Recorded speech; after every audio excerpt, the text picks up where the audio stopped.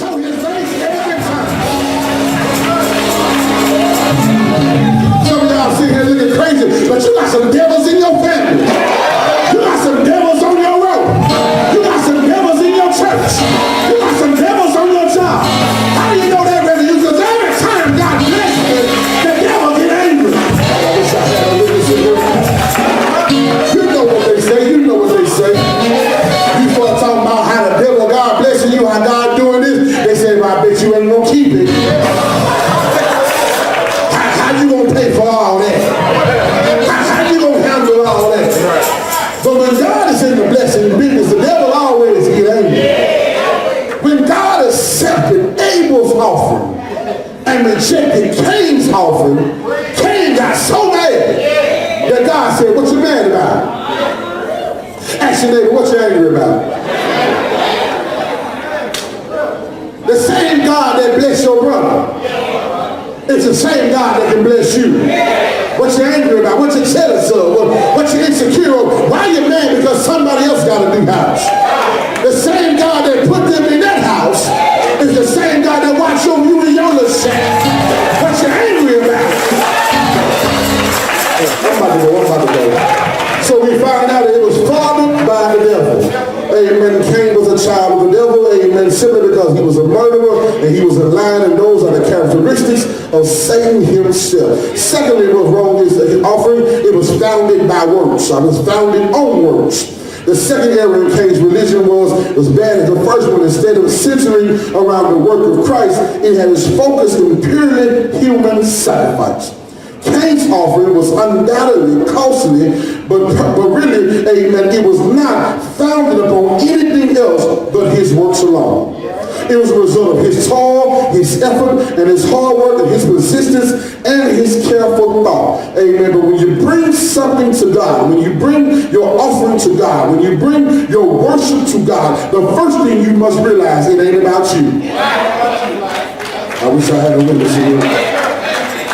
It ain't about you. It ain't about what you did. It ain't about what you know. It ain't about who you are. It's always about him. And when your worship, amen, takes the focus on the attention off of God and puts it on your own efforts, amen, you are now sitting in a false religion. Oh, I'm preaching and teaching and y'all acting like y'all ready to go to sleep. Whenever your worship, whenever your offerings, whenever you present yourself before the Lord, and it ain't about him, it's a false religion. Oh, I wish I had a witness here. What are you saying, Reverend Hughes? I'm saying this, that if you sing to be heard by people and not to please God, you got yourself a false religion. If I'm saying you're preaching to get a name for yourself and not to uplift his name, it's a false religion. If you're giving for people to see how much money you got and not trying to bless God in your giving, you got a false religion. I wish I had a witness in here. But baby, whenever your worship is centered around you, it ain't a thing. Tell your neighbor, it ain't about you. It ain't about you. It ain't about you. One thing about the Bible, amen, one thing about worship, amen, as we read and we study, we will find out, amen, that our worship, that our coming to Christ, amen, our coming to God is never about us. It is always centered about Christ and his redemptive work. Not only was it about himself, amen, but the Bible said it was furthered by violence. It was furthered by violence. The Bible said that he got angry. The Bible said after he got angry, he killed his brother. After he killed his brother, the Bible said he lied to his brother and he lied to God. Amen. In other words, amen, violence and sin followed him. Amen. And even though he was in the presence of God. Yes, sir. Make it plain, brother. Make it plain. What I'm saying is this, that if your worship does not produce or not show forth a change in your lifestyle, then it's really a false religion. I'm preaching.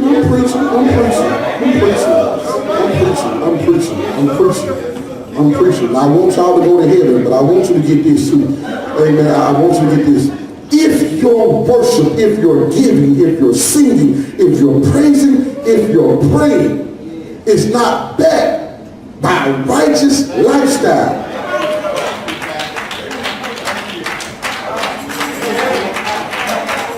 I don't care how good you can sing.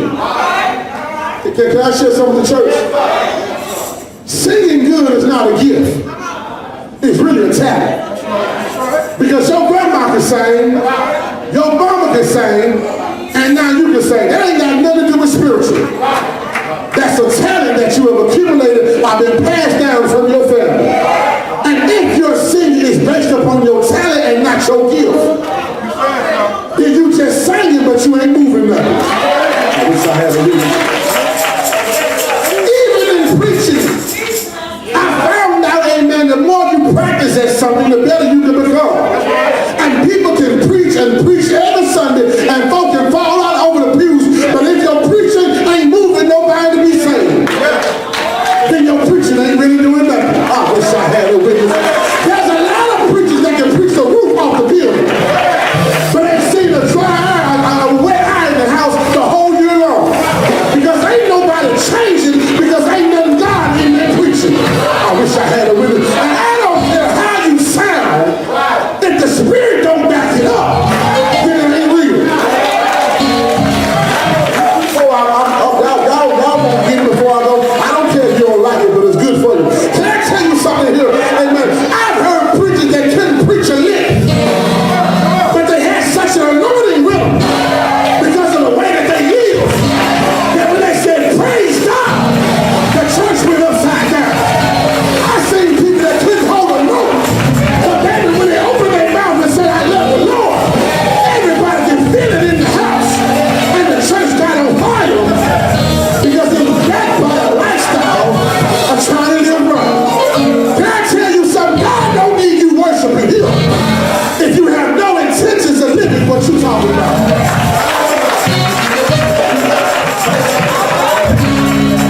We had a man that went before God, that brought his offering and his sacrifices before God, but yet and still his life was backed by violence. All he did was talk about people, all he did was hate on people, all he did was get angry at folk. Oh, that sounds like some church members I know, amen. I ain't saying they ain't not paying, but I know from church people just like that, amen. They come to church and they're still angry. They come to church and they're still talking about everybody. They come to church and they still can't stand nobody. Then what you coming for? If you're angry all the time, it just shows me that your religion is in vain.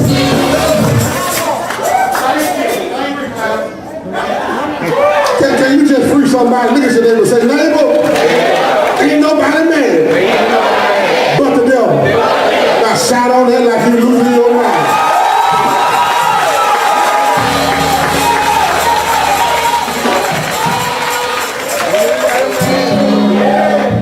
We about to go. It was founded by the devil. It was founded upon his works, and it was furthered by violence. But look what the Bible says. God asked him, he said, where is your brother? He said, Lord, who am I?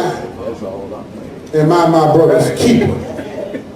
The word keeper in that particular text, amen, it means, amen, I'm the one that's the watchman over my brother. Or should I babysit my brother, Lord? Or should I guard over my brother? Who am I? I ain't got time to worry about nobody else but me. He took the stance and said, Lord, I'm not here to watch over my brother. But God said, the blood of your brother, which you have shed, is crying from the ground unto me. That's my shouting moment, and I'm finna go. Because I realized something that blessed me in this text, Brother James, that even when I can't speak for myself, I realized something that blessed me, because when the world has shut me up, when the enemy seemed like he silenced my praise, I can thank God that the blood still speaks.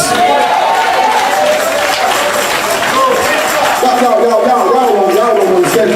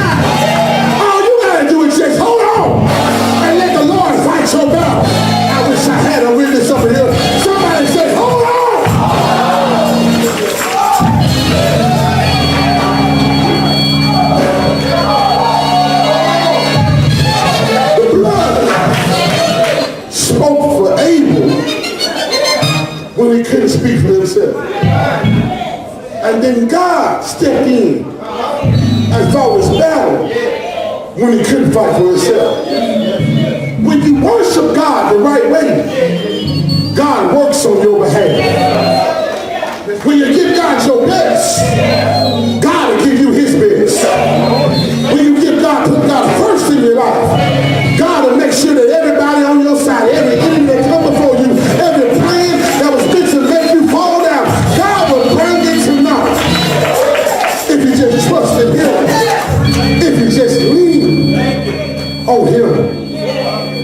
Cain, we know, was exiled, kicked out from the land. God marked him.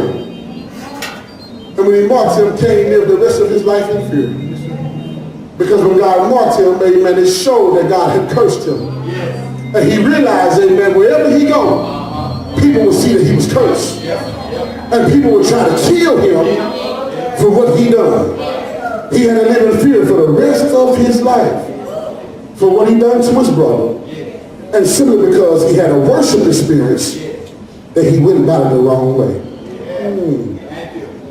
How could coming to worship leave you kicked out of God's presence?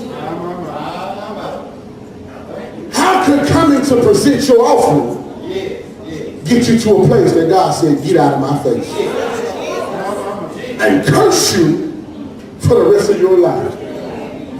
Simply because when you come and you worship, you just give God anything you got. You have no preference, you have no priority. You just come and say, here, Lord, take this and be satisfied. Can I tell the church something? God been too good to sit back and take your leftovers. I wish I had a witness in here. God been too good to sit back and you give him scraps like he a dog in the house. God deserves your best. God deserves your first. He's been too good to you. When you act like God don't mean nothing. You have to realize, amen, that God has a place, that God has a point, that God blesses you, amen, that you may return the blessing unto him, and that God may be pleased in your worship. But God don't get tired of this. But let's come in before him empty-handed. Let's come in before him with just, Lord, anything to do. Lord, you know my heart. Y'all know what we say. You got $200 in the bank, $100 in your purse, and you give God $3. But Lord, you know my heart. Yeah, he know your pockets too. And he gonna whoop both of y'all. Your heart and your pockets. Amen. You know, everybody know. Give God your best. Doing the right thing, but doing it the wrong way.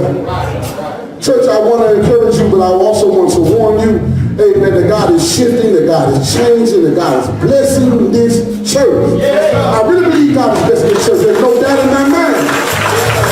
There's no doubt in my mind God is blessing this church.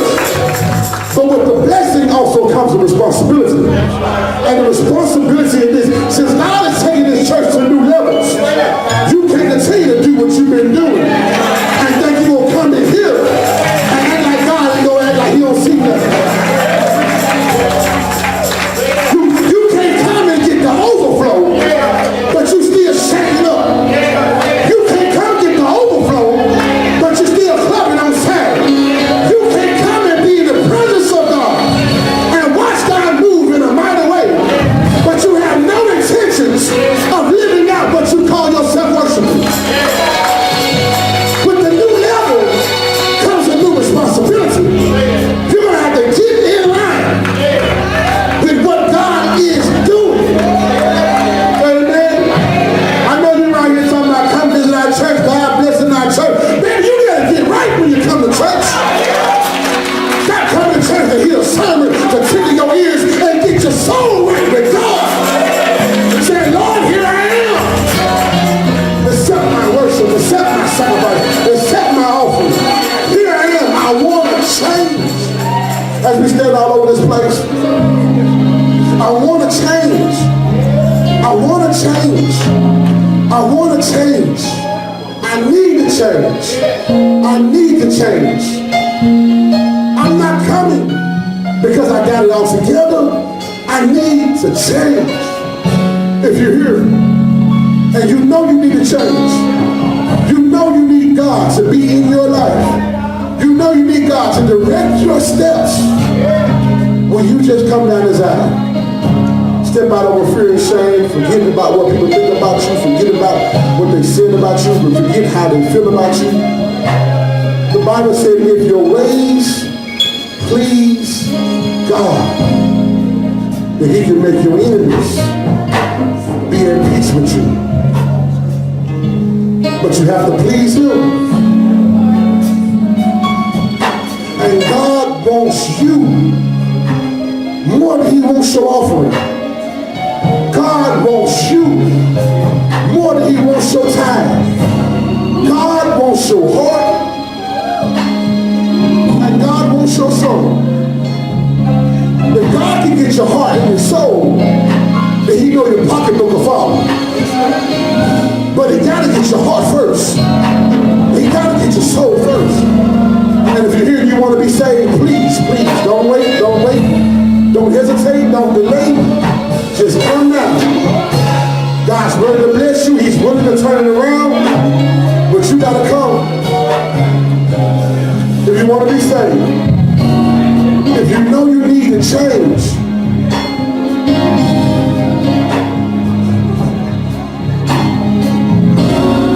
Is there anyone here who desires to be a member of Mount Canaan Baptist Church? You may come by letter, people experienced by water baptism. But if you think God is urging you to be a member of this church, this sanctuary, you may come down.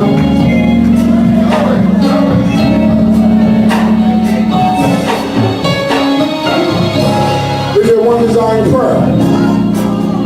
Now I got some issues in my life, I got problems in my life, and I just need prayer. I need the Lord to open up doors. I need the Lord to show me the way. He's a prayer hearing God. He's a prayer answering God.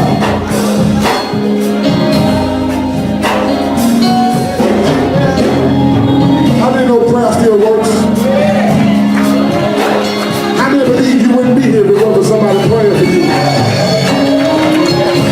The Bible declares that bishop from the prayer of the righteous man, it availeth much.